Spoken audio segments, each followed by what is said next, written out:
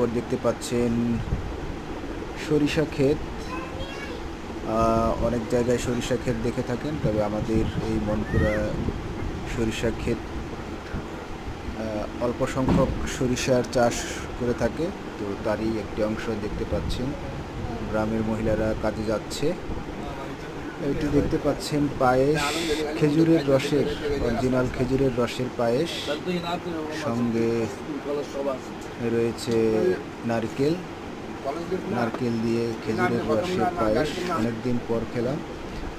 আবারও দেখতে পাচ্ছেন সরিষা ক্ষেত। যেটি বলছিলাম যে আমাদের অঞ্চলে সরিষার চাষ খুব একটা হয় না, যদিও এখন কিছুটা করছে। তো তারই একটি অংশ। মাঠ জুড়ে সরিষার ক্ষেত, ফুল। অন্যান্য অঞ্চলে দেখা যায় মধু সংগ্রহ করে, এখানে তেমন সেরকম কোনো প্রক্রিয়া নেই।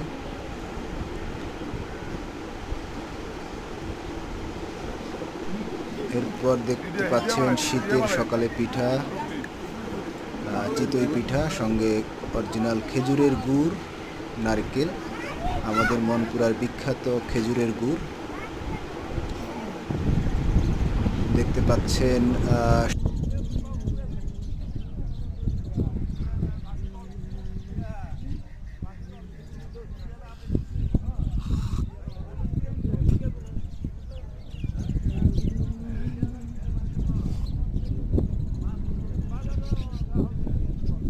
Omar, মাছগুলো যাচ্ছে কাকা।